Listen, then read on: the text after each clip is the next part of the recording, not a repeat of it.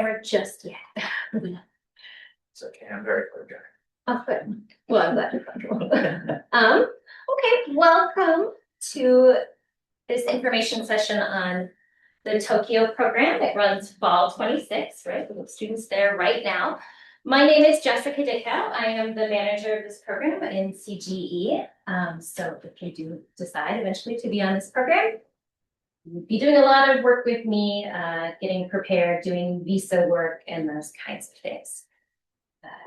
And then we have a couple other people we're gonna walk through and meet. I have a lovely, lovely photo to start with. Look at that. I don't know if it's real. It feels a little like Fuji is a little close, but it's a semester in Tokyo, right? Tokyo is going to be slightly different than St. Joe at 37 million, so it's going to be a slightly different experience. We are in a very quiet neighborhood of Tokyo. So Tokyo has quite busy parts, but then also quite sort of quiet and kind of homey spaces. And we partner with Bunkyo Gakuin University. You may have met some of our guests who come from Bunkyo in the past. They come in February, and they will be back this February again. We'll have some more. So if you decide that this is the program you want to be on, that might be a wonderful opportunity to start making connections and friends. And you live in dormitories, and we'll talk about all of that soon. But yes, to get started, your program director, that annoying picture. Okay, different. All right, thank you very much. Okay, so I am Deborah Pendleton, and I'm looking forward to leading the study abroad trip to Tokyo. I teach in global business leadership, and I think my research focus is around different cultures, understanding different cultures, and going through preparing to interact and to work with different cultures. And so as it says here, it's a CSDS course, and the title is International Organizational Behavior in the Japanese Context. And it says also, I enjoy taking students to exciting destinations and exploring new cultures. Together, we're going to create a once-in-a-lifetime transformative experience abroad together. Please join me. So in conjunction with Global Business Leadership, I served as director of the Asian Studies program for 4 years before it kind of fizzled out. I love Asia. I love going to Asia. And my pictures up here are some of the places that I just discovered Da Nang, Vietnam this past March, because I go to Thailand quite a bit. And I said, it's a $50 plane ride. I'm going to go and experience Vietnam. So it's beautiful. I love it. Sikkim, India. That was a trip with some other professors. We went to Sikkim and we went to China. And of course, if you go to China, you've got to go to the Great Wall of China. So I've been to several cities in China, Shenzhen, Xi'an, Qing haven't been to Chengdu yet, but in our program in China was in Chongqing, and I still follow events in Chongqing because it's an exciting city. So I look forward to having you. I have not spent an extended amount of time in Japan. I do not speak Japanese, so it certainly will be an exciting learning experience together. But because of the makeup of my PhD program at the University of Minnesota, many of my colleagues were from Japan. So I've already notified Yuki Watabe, who teaches in Tokyo, that she's got to come see us. And my other colleague, Karu Kaneshita, and I have another colleague who lives a couple of hours away. So I've got 3 wonderful girlfriends who I've known for years and years and years, who are excited to come and visit and meet their families. Yeah, as a matter of fact, one's daughter, I'm trying to get her to come to St. Joe. Thank you all. Thank you. And we have a very strong, a 30+ year partnership with our partner Bunkyo Gakuin. So we are a little bit like family. They consider us a lot like family. So there's a lot of support, a lot of students there, a lot of staff there who are more than happy to see you and help you if Japanese isn't your strong suit. Also Tokyo, you manage a lot of things. Google Translate. Yep. Getting lost myself, getting lost with friends. Yeah, you can absolutely figure it out. So the academic program, this one is kind of in the sense that these are the courses you will be taking. Okay. It's a specialized program set up specifically for us, so they don't normally teach courses in English, but they have we have an international program that we are the majority of, but there are other students also joining us from Malaysia, from Taiwan, from Bulgaria, from Uzbekistan, so a lot of different places, and they will also participate in some of these classes. And then some of our Japanese classmates from BGU who have sort of English levels where they can manage a fully immersed course. So you'll be taking the director's course with Dr. Pendleton. And that is a 4-credit class that will complete your CS, your ES, and your GL. You'll be taking Japanese. So everyone takes Japanese, and there is beginner to advanced. So they're kind of mixed classes. And then everybody takes a history course that completes an HE. And then there's a sociology course. Is that the one where you get to dance? You did the line dance? Yeah, picture. So it's, oh yeah, that's the one, yeah. On society. So that's 4 credits. And then there is a 1-credit Cool Japan where you go out exploring lots of places in the cities. And that one is a cool partnership between BGU students who go exploring with you, and it's a very experiential class. So those are the classes. So it is a 17-credit program. Any questions about that? I have a question. Oh, yeah, yes. So, for example, I saw art. So, would that which ones fulfill? HE, GLEX, and CF. Okay. Are the designations that we can fulfill, and we can do language requirements, Okay. and then 17 credits towards graduation. Great. Okay. Thank you. Still think sociology should be an SW, but people aren't. So. Yeah, that isn't always work that way. So these are the courses, and I'll have Sam. Oh, yes. All these courses will be taken in Japan or will be taken here? No, they will be on site in Japan, but in English, except for the Japanese. The Japanese will be in Japanese, and everything else will be in English. Yes. How long are the classes in Japan?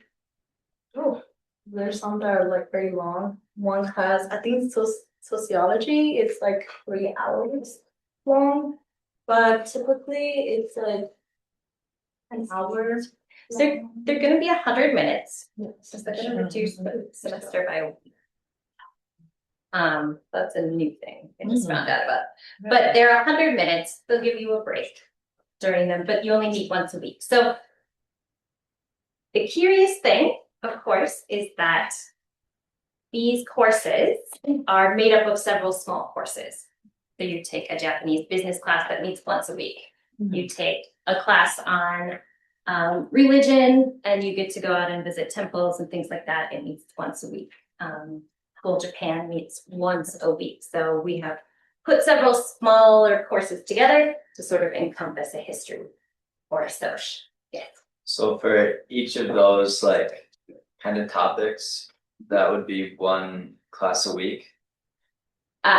Yes, for each of the topics. So there are essentially 3 subsections in the 2 4 credits. You have 7 Japanese classes, like not Japanese classes. You have 7 little mini classes that go together. So Cool Japan, Japanese sociology, Japanese history, Japanese business, international, Japan is international society, something. I'm losing track right now. What did I say? And art and literature and performance music. And Cool Japan. Do you know how this could like possibly work with ROTC? Okay, I've totally had students do it before. So we can talk about the individual Oh, specifics ROTC. for you. But going your sophomore year is the best option. Okay. For art, that's how that framework, yep. But absolutely, I've had several students on ROTC. Oh, good. I had 4 students in China who were in ROTC. Probably sophomores. Yes. Program works best. Other course questions?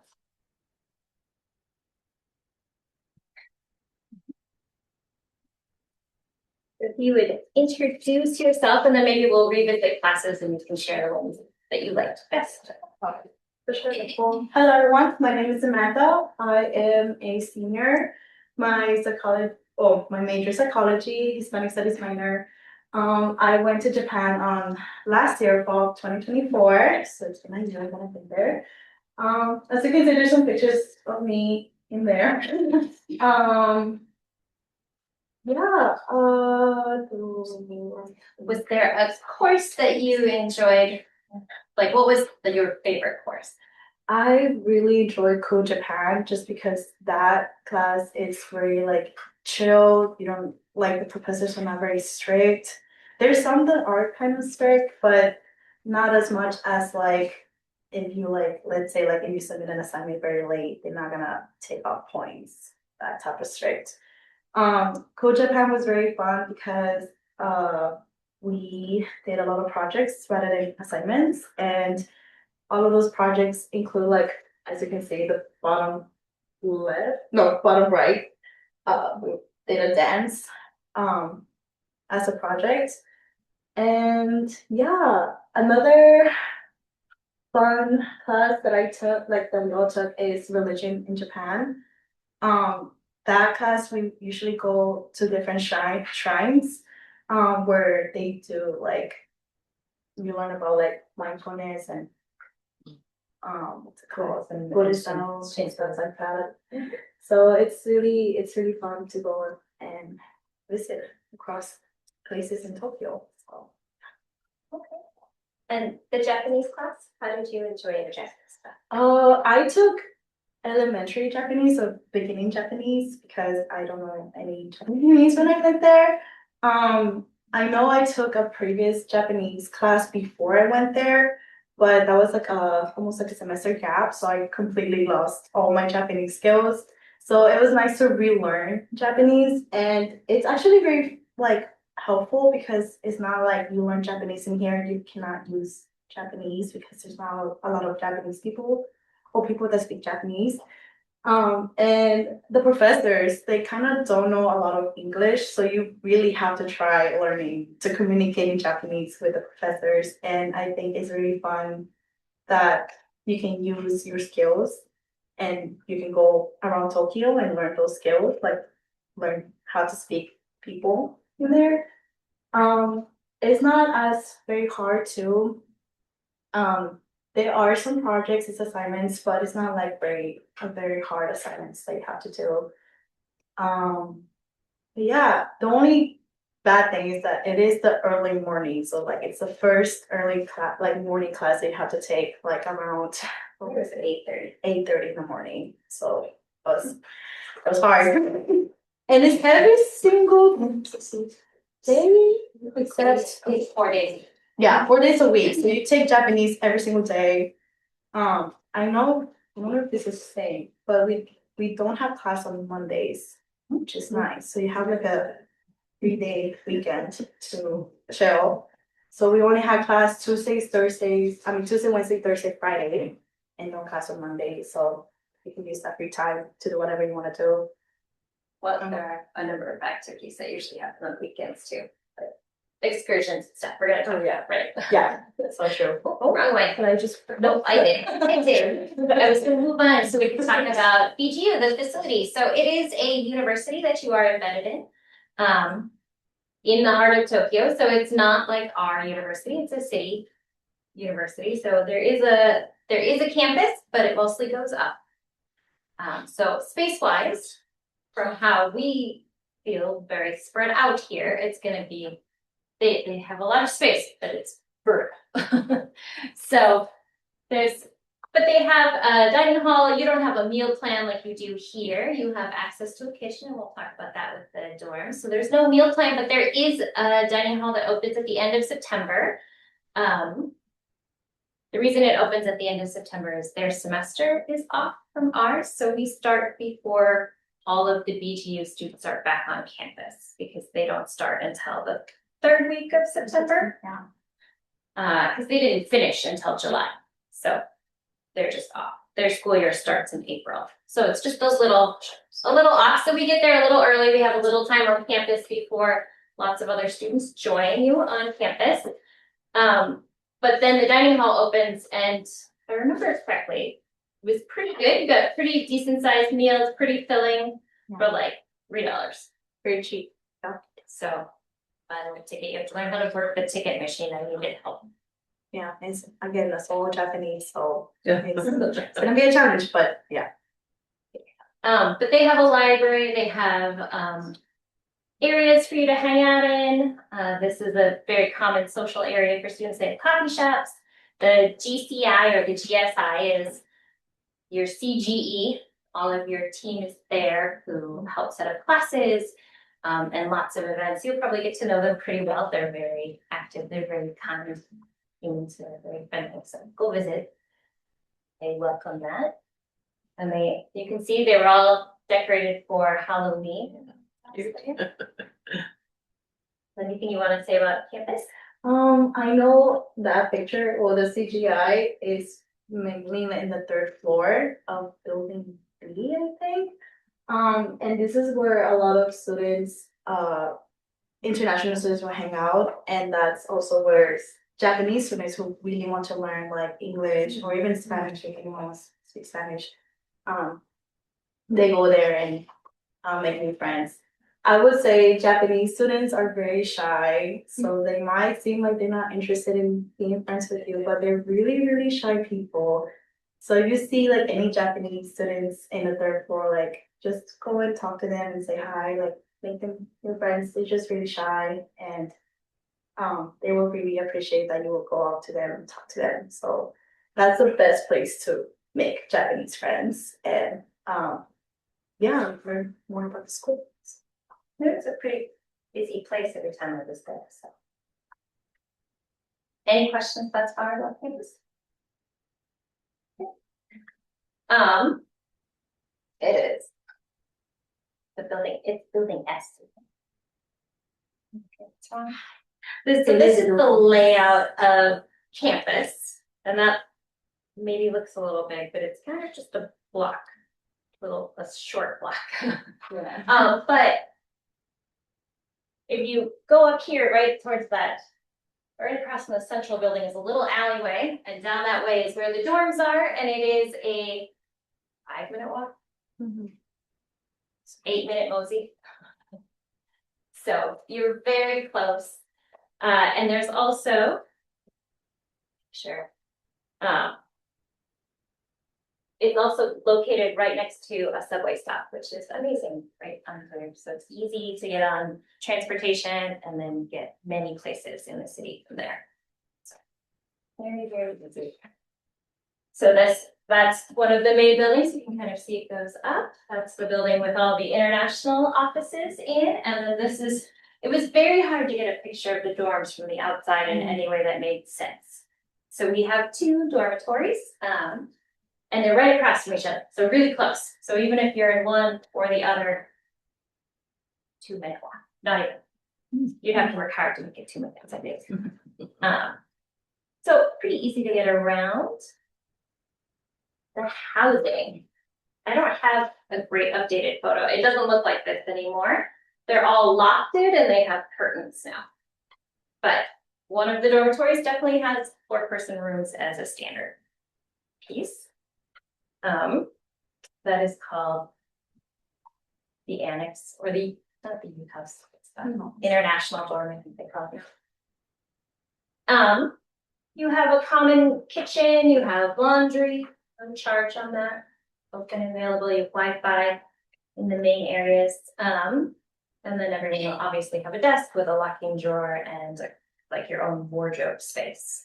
You're not gonna have It might not feel like a whole lot of space, but you're only there for 4 months and you're only there with whatever you packed in your suitcase, so you won't find it too tight actually when you think about it. It's not like coming up to campus where you loaded up a truck and it took like 3 people to unload it. Any questions? So there are 2 different dorms. This is the other dorm. This space is a newer dorm. It is for women only. A number of the women who are coming like from Uzbekistan and some of the other programs are Muslim. And so there's a space where men are generally, unless there is an event going on and everyone has been notified, are not allowed, so that people can remove their hijab and things and feel comfortable, their headscarves, and feel comfortable in that space. So that is the distinction. Anything about the dorms or the space? Or you generally have most gatherings in this dorm though. Yeah, I did stay in those dorms because we were only 3 girls, including me. So we got our own rooms. So I did not know any experience how like sharing rooms is. But I know like how just something like there's no way you can enter, only like permission. Like whenever we have like an international dinner, that's whenever we do let guys come in. But they cannot enter the room at all whatsoever. And even other girls in that same like at the same building, they cannot also enter to your room. Yeah. So everyone has to be in their own room. That's only for my girls, not for the guys. Yeah, no, it's the same. So right now, the men and women both live in annex. So the women happen to be in 4-person rooms and the guys have 3-person just because of the numbers. That's how that's worked out. So it kind of varies a little bit on our breakdown in terms of gender and the size of the group going and the size of the international students. So there's 2 floors in the other one. The lower level was women this year and the upper level was men. And there are other international men, and there are 2 kitchens in that dorm, 2 sets of bathrooms, 2 sets of laundry. So there's separate spaces and then a shared community area, shared kitchen. When you're in the dorms, are you sharing strictly with like other students from, at least for the guys, like since you're in the, I guess, barracks or annex outwards, are you sharing with only guys from CSBSGU? So we'll do like a housing form, and you can share if you're open to having other international roommates or if you prefer to stay with like somebody from the community. So we try to make that as accommodating as possible. And some of it does work on numbers a little. So these are, the realities that there's a limited number of space. Limited number of beds, and they have been very kind. This is unusual for a university in Tokyo to have dormitory space set aside, and they have a couple spaces, but really the majority of their space is dedicated to international students as opposed to Japanese students who have to find some other arrangement. How far is the convenience store from the dorms? Like Like 5 minutes or 3 minutes, depending on how fast you walk. multiple directions. Not far. Here, you can breakfast, lunch, dinner, this very and inexpensive and relatively healthy. That's the other thing. You can eat in a way that you can't eat in convenience stores here. Relatively healthy and tasty and fresh. Okay. And cheap. All of the things. So there's a whole bunch of different excursions that are part of this program. Oh, I think I missed one in September. When you first arrive as part of your orientation, you do a weekend at a site now where you can oversee Mount Fuji and you do some activities. You're not climbing Mount Fuji because it's the very end of the climbing season, and it's a mountain, like a legit mountain. You go up there, there's like oxygen, so we're not climbing the mountain. But there'll be views and there'll be an opportunity to do some group bonding, and there'll be other international students and some of our BGU friends who come and are kind of like mentors and buddies who want to be a part of the program. And those are people who often came to study here and make good friendships and want to continue, appreciated the hospitality that was given them here and want to share it with you back there. Then we're part of a community, the community of Bunkyo, which is a quiet space, and we help carry the shrine around. It's just a tradition that happens, and the students help carry as the neighborhood's getting older. We have our own special coats and things. It's a regular practice. It's a very cool experience. We do 1 day of carrying now, and it's heavy, but it's heavy. Yeah. But they're better. They are good at swapping people out, and they 1 day, so you can try, and then if you're like, I need to tap out, they'll help get you out. Yes. So is this like an introduction activity? So this doesn't Or- happen. This happens mid-September. So like Mid-September. week 3 or Is it just so. a one-time thing? Yeah, so Oh, I it's see. a festival. It's Oh, it's the a Bunkyo- festival. it's the Bunkyo Okay. Festival. It happens Okay. every year. Every other year, it's larger than. There's a small like festival year, and then there's the big festival year. So I don't remember what cycle we're on. Then, if you choose, you might do a sumo match, walking tours of different vibrant areas or different neighborhoods in Tokyo, depending on what the team might set up. So these are examples. They aren't all exactly the same. There is the anniversary of Bunkyo's founding, which sort of they have a celebration day. Last year, when you were there, was the big year. They were celebrating 100 years. Mostly we take that day now to go to Disney because it's usually on a weekday and it's quiet and it's go to Disney Tokyo. And so the lines are shorter, all the things. And you'll, has anyone watched any Studio Ghibli films? Spirited Away, like there's there's a museum in Tokyo, and it is a little difficult to get into because it is meant for locals. So they'll set up that opportunity, so you get to have that. There's a Halloween party. You do a Thanksgiving party. You're part of the school festival. There's a trip called Blue Hands where you travel to a neighborhood and do some indigo dyeing. It's a special traditional art form in that area. And we'll talk about the big one at the end, but of those up to December, what were some of the ones that you enjoyed the most?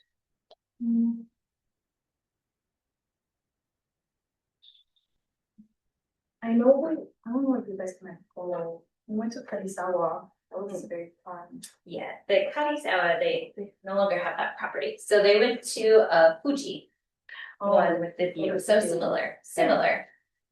My favorite one that I went was obviously Disney Tokyo. I think it was very cheap, and it was like the animatronics were like so different than the ones in here in California or in Florida. It is kind of small, but I think it was a very like a good size where you can go literally every ride. The Ghibli Museum was super cool too. I'm sad that that place did not let people take pictures because they don't want to like they want people to go in and see, but they don't allow to take pictures. So I'm sad that I don't have any memories of that. But Memories, you just don't have any photos. yeah, that's true. But it was really fun because you see the art and like you see the history of Ghibli stuff. And the place is just so beautiful. Like you feel like you're like in one of the Ghibli movies. And like the architecture it was so incredible. And it was very nice too. And you watched a short film? Yeah, we watched this short film. So they have a series of short films that aren't released anywhere, but there. And it changes, and you don't always know which film it's going to be. And you arrive, and your ticket has like a little cutout of like old film, and you can hold it up and find out which show you show. If you like, this is very exciting. Exclusive. And then you did the Halloween party and the school festival and got to make friends. Yeah. lot of friends, and one of like my biggest favorite ones is when I went to Kyoto and Hiroshima. That was like the best that I ever had. And it's towards the December. I know a lot of my friend group were kind of like, oh, I'm ready to go home. Kind of like it's a lot of like traveling because it is a lot of traveling, a lot of like a lot of walking. So if you guys don't have your footsteps ready, you're gonna struggle over there because it's a lot of by like December, you're. yeah, you'll be an expert. Yeah, you'll be an expert in walking a lot. But it was so beautiful because as you can see in the bottom, this picture, you can go and see. You go to this island with just like a lot of deer, and you can feed them and get close to them. Oh, there goes me. With the deer. So yeah, it's you learn so much. And then you go to this shrine that has a big, like a very big Buddha statue, like super big and on his face. And I think it's called like it was like a gold or something.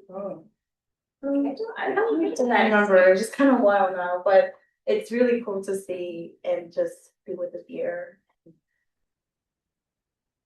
Yeah, so at the end of the program, there's a 5-day trip where you'll go down to Hiroshima and Kyoto. And that's sort of after you've completed classes. This is kind of the end of the program, so in December, which is good because Kyoto is really warm in September. Tokyo is really warm in September. But you'll get used to it and you will get a lot of steps in. Every time I visit without effort, I get about 15 to 20,000 steps a day. So it's different. Bring the good shoes. Yes. You say it's really warm, dormitory wise? No, there are How's that? Is there AC. AC? There's Oh, AC yeah, in there the was- dorms. I Yeah, think and so, AC, and AC in this classroom buildings. It's just outside. It's huge. It's hot. It's very hot. Very, very hot. But if they're like the buildings inside is cool. It's not gonna be as they don't turn it up as high as we do here.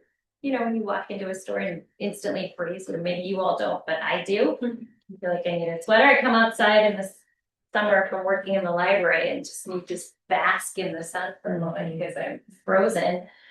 They don't set the AC that high, but it's certainly comfortable inside. But it does take a little adjustment for Minnesota. Yes. How would you use it to like self-travel? Like if you wanna go somewhere that's not on the list.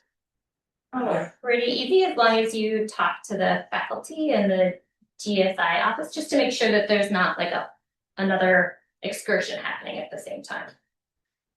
Students went to Okinawa and students travel a lot. Yeah. So train is expensive.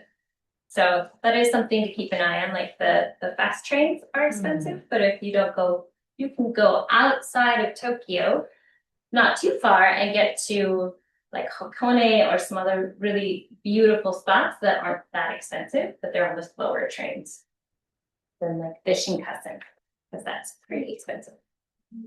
You just have to plan it out before you do it because if you go without a plan, like you're gonna get lost in Tokyo. And like how Dedika said, it's always important to talk to a faculty because they can also give you like some tips or like places where you can buy stuff for cheaper.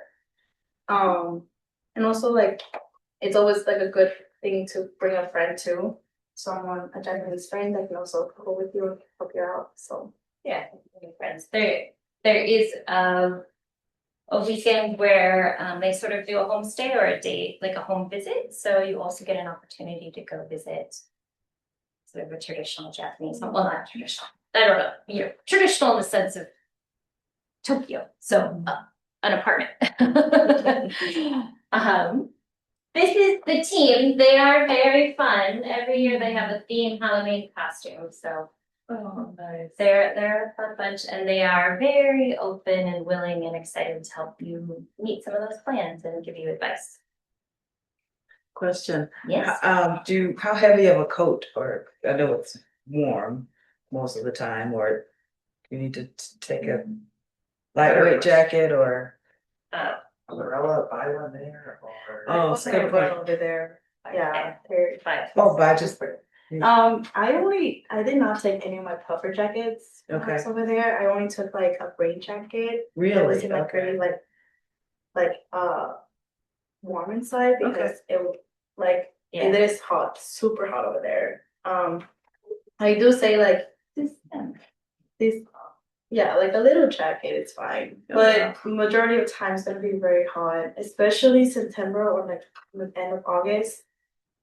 I feel like you guys would bring shorts or like short sleeves because that was super hot. You sweat like every single day. You have to take a shower every single day. That was how humid it is over there. So yeah. Thailand. I have a question. Yeah.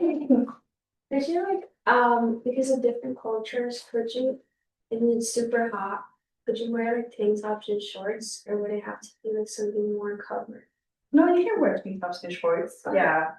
I feel like the thing about Japanese people over there, like they know that you're a tourist, so like they really don't mind whatever you wear. So They'll just judge you silently.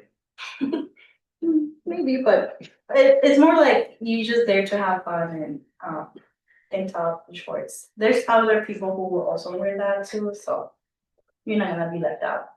Yeah. Also, loose flowy clothing in heat is very nice. You'll see a lot of Japanese women wearing more loose and flowy clothes too, because it doesn't stick to you as much in the heat. And then too, some linen. Yeah, there's the Halloween party. So if you are a big Halloween buff, bring your costume. Otherwise, you can improvise there. They do have Halloween costumes. More pictures around Japan. So this is the not the Karisawa, but this is the one with Fuji. So you go and you get views of Fuji and have outdoor experience. You're not climbing the mountain, but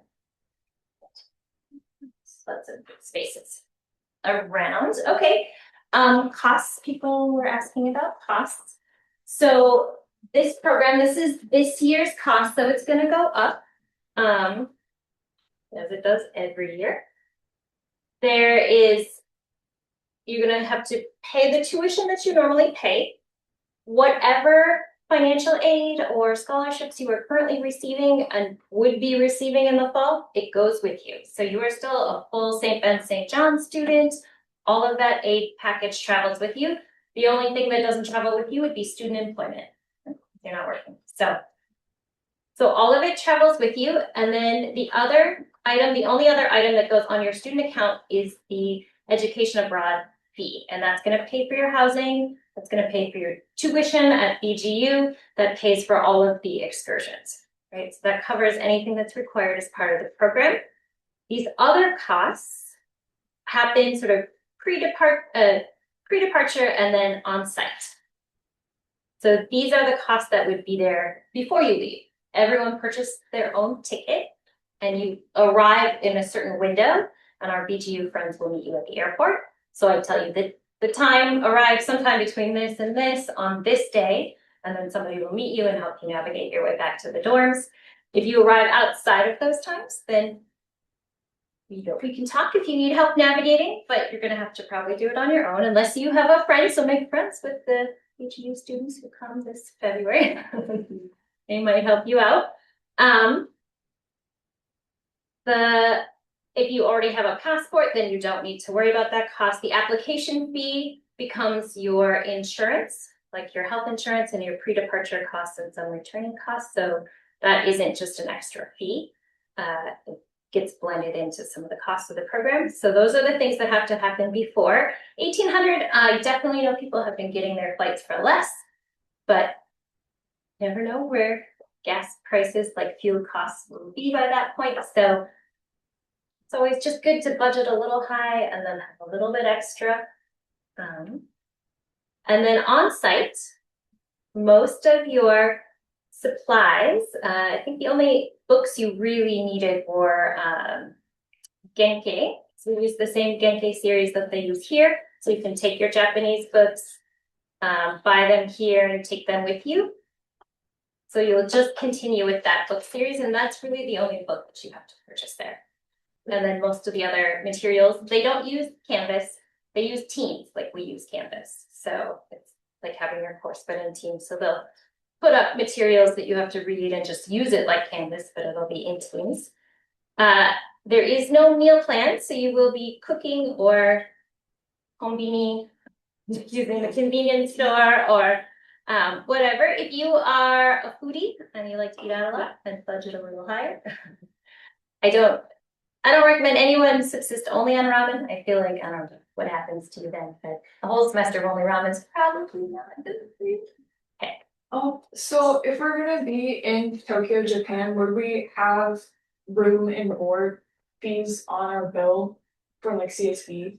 No, so that's a good call out. So right when you're not on campus, you're not paying for housing on campus or a meal plan on campus. So you can subtract that, and then this fee replaces like housing. And your other program fees, yes. The I guess trips that you go on to the school and everything, is that included in this cost? Yeah. Or is that okay? Yeah. And we don't, I mean, like these personal expenses, these are all estimates based on sort of where costs are at, what students have reported in the past that they have spent. Everyone does need to have a cell phone that you can make and receive phone calls off of Wi-Fi. So can't just be operating on Wi-Fi. You're going to have to set up some sort of international plan or buy a plan while you're there. One of those two options. But there are scholarships, like I head up our sort of our scholarship part of the office. So if you have questions about scholarships or funding or other things like that, certainly set up an individual appointment and come in and visit with me, and we can talk through what those options would look like. I also highly recommend that you visit with financial aid and just say, like, if I didn't get any scholarships, what would I need to do to make this program work?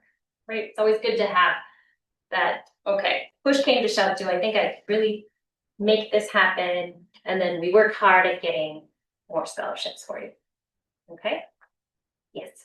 So say we have like an art scholarship to go here, could we like for that history class or like the class that has an art option, could we like take an art class there and have it qualify to like keep our art scholarship here going? So by and large, and I will confirm this, but the way it has always worked in the past with people who had music or art or theater or things like that, it just carries with you on your semester abroad.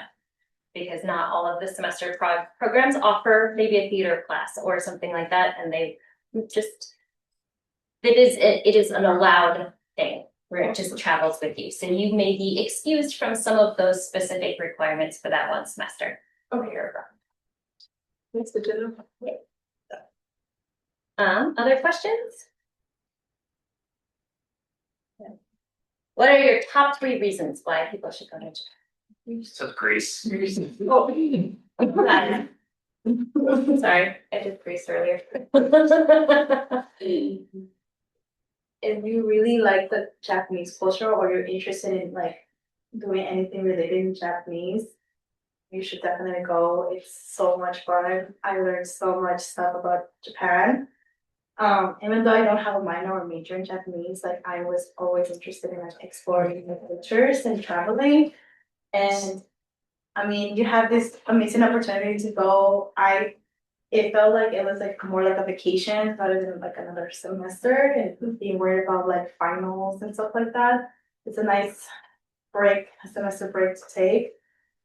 So I would say my first reason is if you're really interested in Japan, like Japanese culture, definitely go. You will learn so much and it's a whole different vibe. Second, I think it's like very cheap compared to other study abroad programs. That's one of the reasons why I also wanted to go to Japan, because it was really cheap and like how Jessica mentioned that the food is very cheap over there. And so it felt like if I did not spend so much money on the program. I myself, I'm not like, I come from a family that cannot provide a lot of money. So it was one of my biggest concern is like not being able to afford to go, but it was super cheap and I got scholarships for it to go. So definitely that's a big plus. Whoever is like has financial issues, like can try and find scholarships or help resources to help that.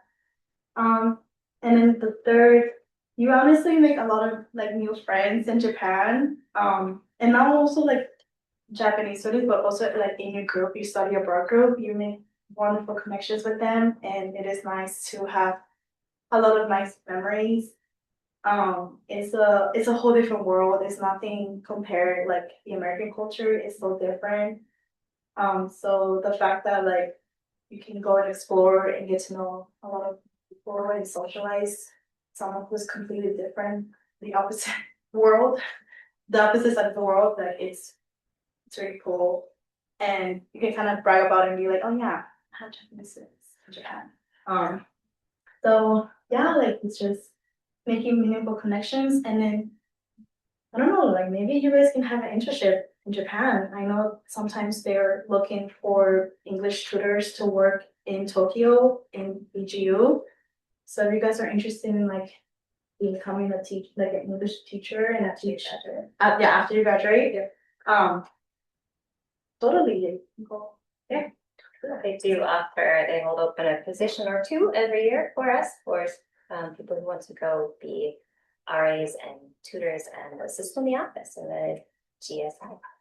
So if you're looking at Tokyo for after you graduate, I know you're sophomores, so got a while, but keep it on your radar. In terms of application, we say a minimum GPA of 2.5, but we don't, if you have a GPA, like our people, I was an English major. I thought maybe I would be a marine biologist, and then I took chemistry, and I became an English major in history because I like stories too. So we all have maybe come in with one idea and transition to another space. So it's more about the progression for improvement, right? The only academic reason that you couldn't go abroad would be because you are on academic probation or something of that sort that semester. So if you don't quite have a 2.5, if you have a little bit below that, that's not a problem. You can come and talk to me, and we can absolutely talk to you what that means and what that looks like. The resume, you are going to need to produce a resume and write some essays. There's 3 different essays that cover your personal goals, your academic goals, and your professional goals. They're like 200 words each. They're not huge. Really, the idea is just why do you want to go to Tokyo? Why not go to London?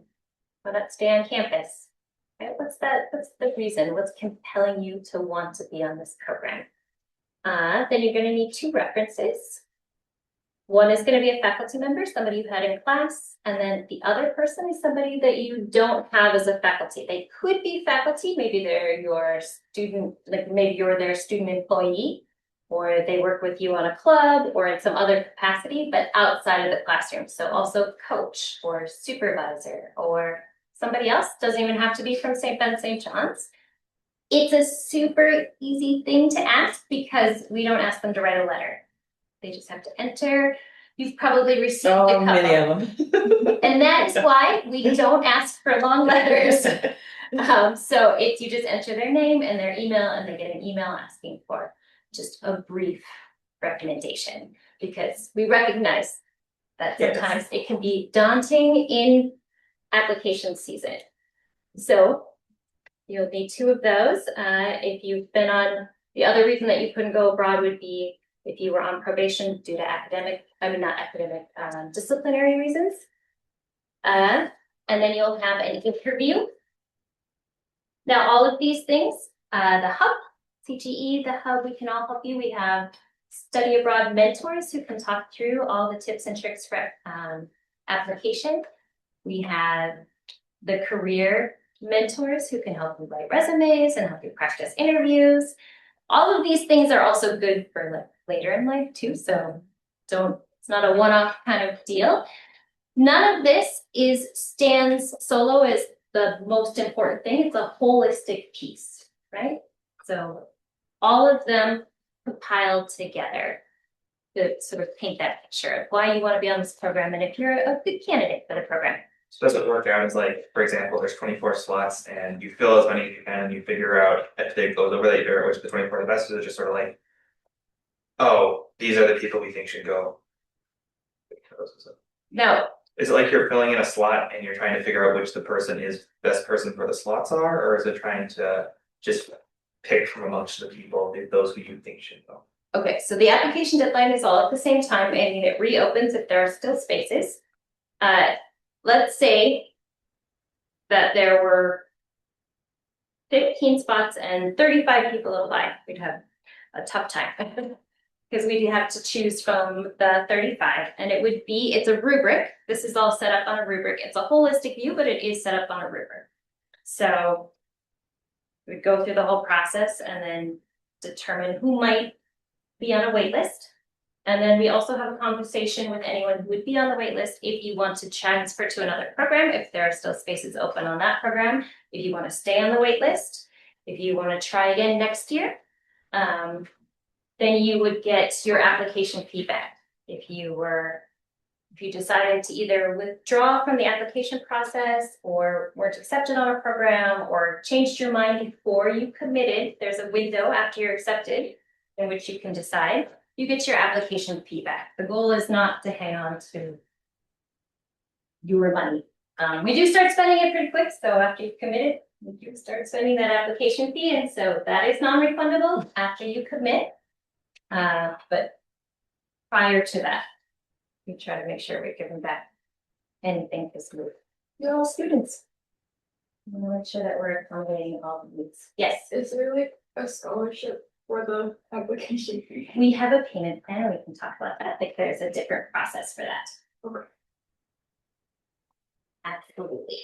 It's on the next page, yes. So next steps would be to make sure that you come and see me about scholarships or payment plans, but also visit financial aid and see what's on the table and sort of work out. They're very good at this. They do this every year with us. You're going to create a profile in the global portal where you found the information about Japan, right? The program brochure that has all the information, right? Academics, housing, all of that is in there. And in there is also apply now. So apply now, and then you make your profile, and then you can start filling out your application. You can get support if you need that from our team of mentors, whether they're the career mentors or the study abroad mentors in the Experience Hub. You can make an appointment, but we also have, what are we calling them? They're flyby Fridays and something Tuesdays. We've got walk-in hours with it's brand new. I haven't mastered the terminology. Just started this week. Flyby Fridays, I'm sure of. The other one I'm not. So some of them are at St. John's, some of them are at St. Ben's. They're drop-in hours. You don't even need to make an appointment. I'm on the Hive. You can always find me if you have specific program questions or scholarship questions. The application is due February 3rd. And then you'd be between the 14th and the 16th, you'll have an interview with your program director. And then the acceptances are on February 17th. So you have a while, but you should start your application now because we have a new thing going. You don't have to finish it. You just have to go in and start, and you will be in the drawing to have your $300 application fee waived in a drawing. So it's not everybody. Not everybody needs it. But you should definitely start your application because it's not hard to start. You don't have to finish it. Oh, it's a chance to waive the application fee. Wow. I even know it's new this year. I'm sorry. My goodness. Yeah, so But they'd have to start it before the 30th. So in November. So maybe over Thanksgiving. oh yeah, that's coming up pretty quick. You don't have to finish it. Just get started. Oh, I just have to start it. You don't have to finish it. You just gotta get started. Don't need it finished. Just start it.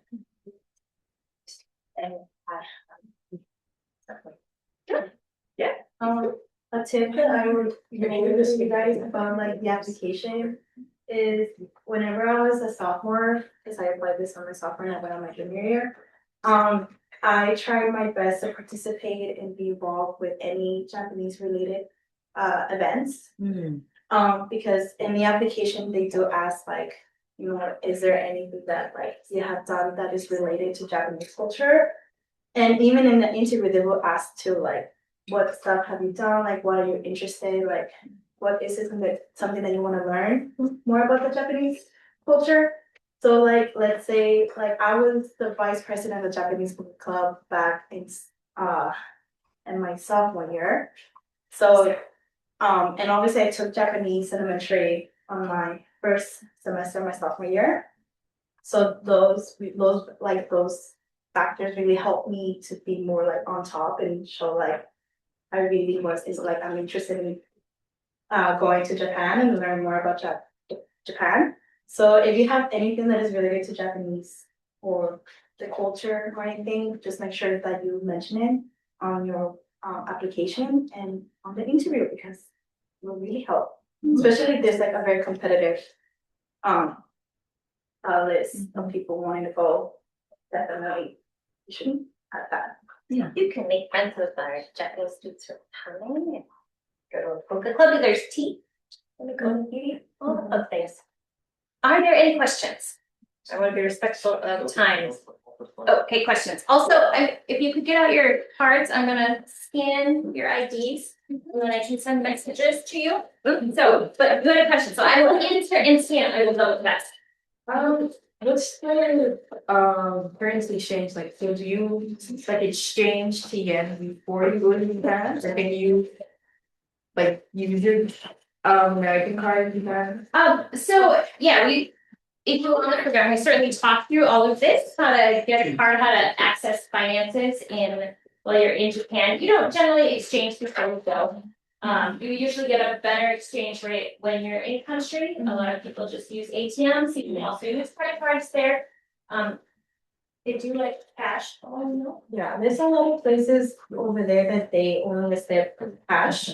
But it's always important to make sure that you have cash. But a lot of convenience stores, you can do exchange, and that's how I would usually exchange my money. And get cash in there. And also like again, there's some places that also accept cards, like a debit card, credit card, and you can just do Apple Pay and just pay like that. You don't have to do exchange or anything. So it's really easy. Like I never had an issue trying to get money in Japan. It was super easy. If you are gonna use a credit card, just make sure like the fee whenever you do a transaction, because I know each credit card is different. But even if you have a debit card, you can use it and use a transaction. I always done that. So Yeah, you want to try to find one with 0 international transaction fees and save yourself some money there. Sure. You don't want to pay fees. You want to have experiences and eat food. Athletics wise, Uh-huh. are there clubs or things like that that we can get involved in over there? Like say for example, I'm on the swim and dive team. Is there like a pool there? No. Okay. Sorry, sports aren't as much of aren't as important or as significant in the university. Like sports are still significant, but like as part of the university frame, there's a lot of people that get together. They have a gym. So there's like basketball games and things like that. There's probably run clubs. There's also other internationals who live in Tokyo who, if you get on Facebook, there's probably some foreigners living in Japan who would know where the best pool is or things like that. You can throw out those questions. You could ask the GSI when you get there. But BGU doesn't have a pool. And they have some clubs, but they don't have like a formal like sports team set up. but you can sign up for a gym if you want to. I know they have a contract depending on the gym. So I highly advise if you like do it like once you get there, like try to get that like ready. So you can get your full months if you want to work out. You can do that. I know there's some of my friends that were going to the gym over there. So And if you wait till you get there, or we could message could mention to the team and see if they know any that have a pool. Circle about contractor. So there's a guy who I know who's a good friend, went to Germany and never got a gym contract, and almost became a colonel in Germany after not taking off for like a couple months because he wasn't there. Damn, he did that. But that's probably, it's best to not try to become an international criminal. So, it's a general piece of advice I would give you. Just want to see you on locked up abroad. Yeah. So question, I read there is a statistic floating around that says that people who study abroad on that, oh, you've heard it? Yes. Was that at the conference when did they say that at the conference when we were? That they on average make right out of college $4,000 more than someone who has not studied abroad. So when you think about the cost of studying abroad and the fees, that you kind of make up for it once you get a job offer, which I thought was pretty interesting. What was it? So the average was median. The what? I think it was the average. It makes sense that the people who make more money would be more likely to study abroad, and people who make more money are more likely to get higher paying jobs or go to college, so wondering if that's influencing it out there. It's across the spectrum, understood in terms of academic success and also all like socioeconomic background and things like that. And it was across the board that there was an increase in pay. Yeah. So, yeah, so it is a useful tool. It employers like to know that people have the that experience capacity to work with diverse audiences and navigate all of these varied situations, problem solve on the fly. That's what travel is a little bit about. So employers want to. I went on this train and I don't know quite where I didn't quite land where I thought I was gonna land, and I'm gonna have to figure it out now and learn a lot of skills. Oh my goodness. Well, Tokyo's a very nice place to be a host. People are very kind. Yeah. Super kind. And it's pretty safe. Oh yeah, super So, safe. Yeah. Like if you That's what I lose your love. phone, there were instances where my friend would lose her phone in the train. Someone would either return it to the police station and they never steal stuff. So don't be worried about like if you lose like your bag or your phone, most likely someone will return it to an officer, like a train officer, or to a police station. So it is a pretty safe place. It's better to hang on to it. But of all the places you were gonna try to lose something, that might be a good place to lose things. So then there was just I'll be emailing that out. So if you needed to see one to remember who it was that talked to you and you want to go ask more questions.